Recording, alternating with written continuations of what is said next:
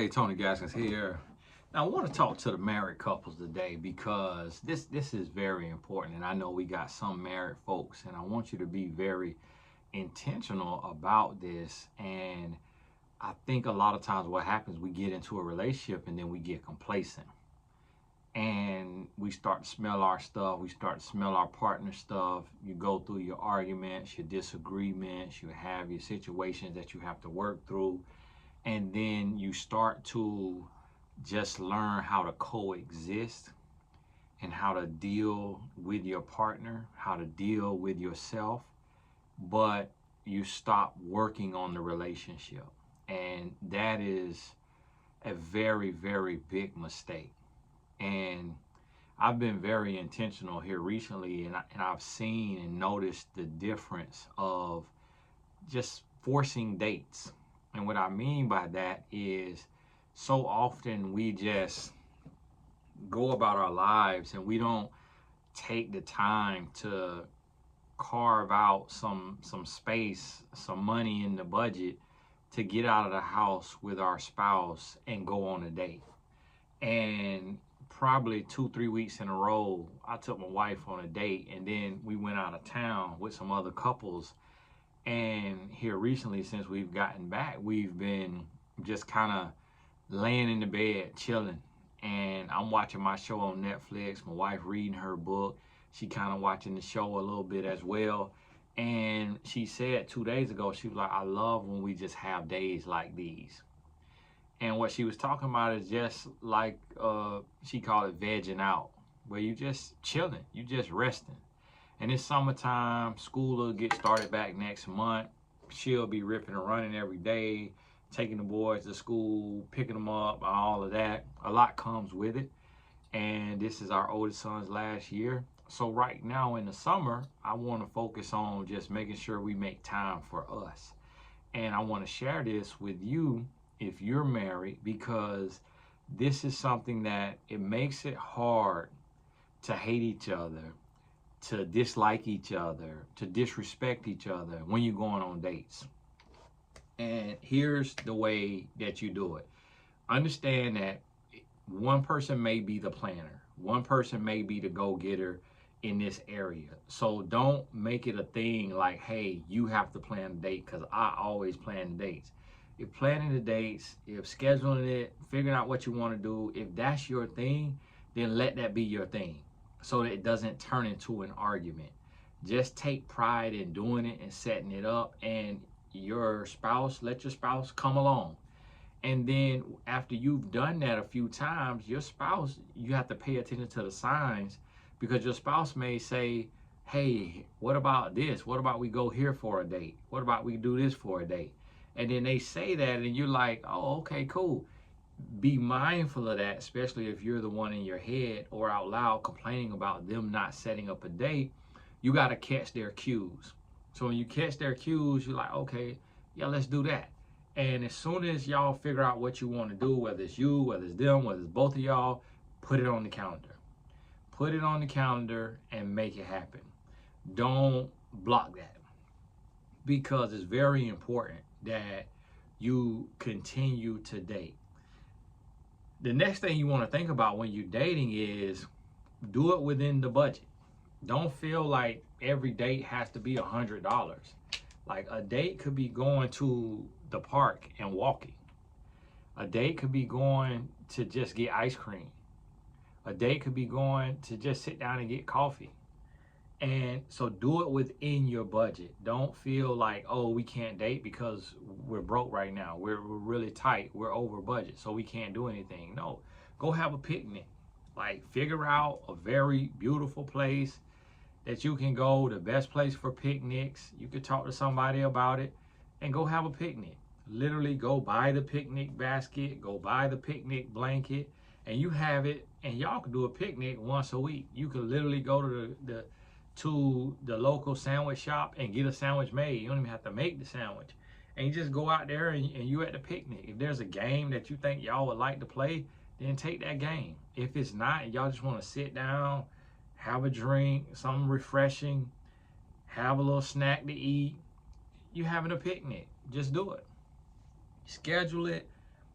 feel corny, feel lame, feel bothersome, feel like a nuisance, feel whatever you got to feel, but you have to be intentional about keeping your marriage strong. You can't just get comfortable just going to work and coming home and just being there, being in the house and just dealing with each other. You have to be intentional. You got to be active and you got to make something happen. Thinking of a picnic, I love that type of stuff. And I think me and my wife have only done that probably once or twice in our marriage. And now it got me thinking like, man, I need to set up a picnic. I need to set up a picnic and I could get our sons, let them come out there, play soccer, whatever. You need to set that up. Give me an idea while I'm giving you an idea. And the other thing too, what I'm talking to myself about is I normally go to a restaurant and I've been noticing that for a couple, like we go into restaurants, we spend $300 at a restaurant, at a nice little restaurant, just getting, a few things. Thing be no less than $100 up to $500 at some of these restaurants.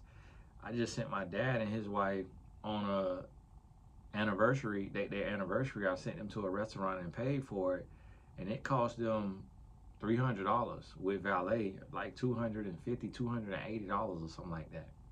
And yeah, it's a nice restaurant, but it's like ain't like that. Just a normal restaurant. It's a nice little steak restaurant. He said there were only people of color in there.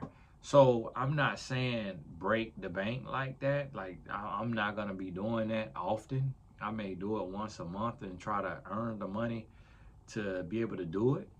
But just be resourceful and be creative and just know that the date could be anything. And if being spontaneous is not your spouse's thing, but you have that gift, then be spontaneous. Like maybe next month or something, I may book a helicopter ride and it might be $350, $500, but I may do it just to say I did it. Do it just because it's something different. Like right now, I want to do something because it's my youngest son. This is off week, but my wife's not feeling good. She got a sore throat, and my youngest son, his throat was sore yesterday too. So they got something. So I'm kind of, I went to the gym and worked out today. I might go get in a sauna after this. I'll try to keep my immunity up and fasting or doing one meal a day, trying to keep my immunity. But think about that and look around in your city. Like get on Google and type in fun things to do in wherever city you live, and you're gonna have bloggers in your city who have written blogs about the top 10 things to do in your city. Or if you're in a very small city, then look at the next closest big city to you.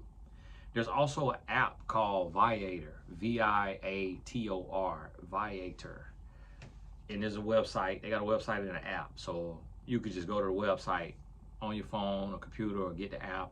But when you type in a big city, if you live in one, like if you're in Atlanta or New York or something, it's gonna be stuff. But on Viator, there are people like you who they turn it into a business. They turn their passion into a business. Now, this is a little business lesson for y'all. But let's say somebody loves wine and they live in this city and this city has wineries. They create a little business and they sign up on Viator to do wine tours.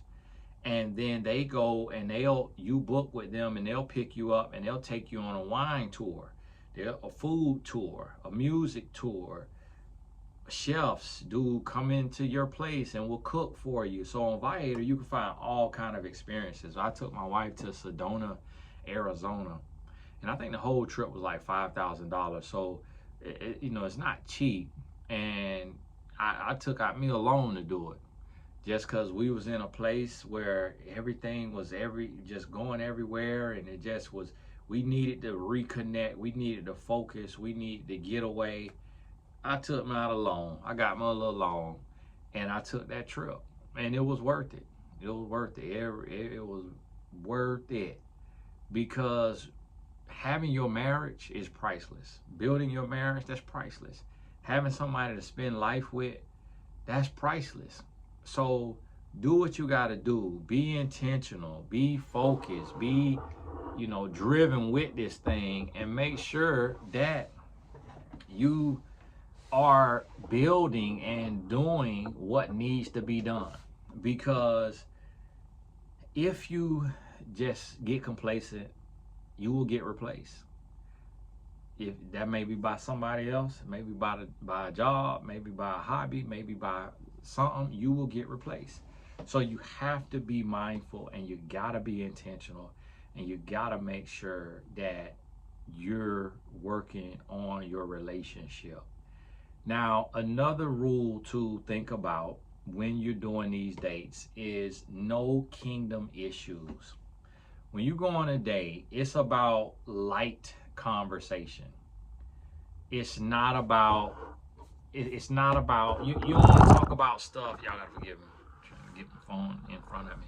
It's not about stuff that you're gonna argue about. So you don't want to be on the date and you bring up something, and typically people who are not confrontational try to do it in places where the conversation can't really go that far. And it's like they're doing it in front of other people to kind of make it safe. And that's not smart. Be man enough or woman enough to have the tough conversations at home behind closed doors. This is not your boyfriend or girlfriend. This is your spouse.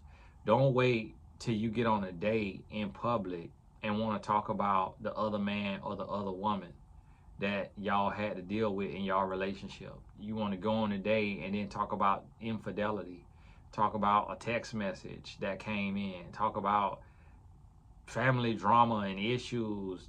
Don't use a date for that. The date is to talk about your dreams. You could talk about your job, your coworkers, almost like a therapy, to where y'all are taking turns talking about just stuff that you dreaming about and working on and dealing with, and you talk about that, and you create a bond, a form, a unity, to where it's y'all against the world, not y'all against each other. So if you're having family drama, talk to your spouse about your family and about that family drama, because this is who you're one with. You're not talking to a friend that you're not married to. You're talking to the friend that you're married to. That's who you're supposed to confide in. So you talk about that family drama to your spouse, not your boyfriend, not your girlfriend, not your fiance, to your spouse. You talk about that.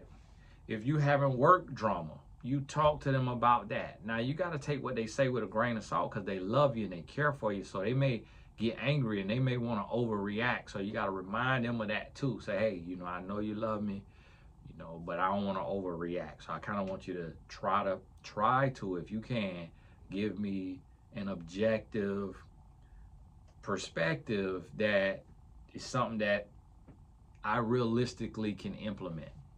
Because if you just tell me, hey, go to work and slap her in the mouth, I can't do that. Or slice her tires, I can't do that. Or never talk to this family member again, I can't do that. So be able to have conversations about what you're going through, but also be willing to talk and share, but be willing to listen and ask. So it has to go both ways. The conversation got to go both ways.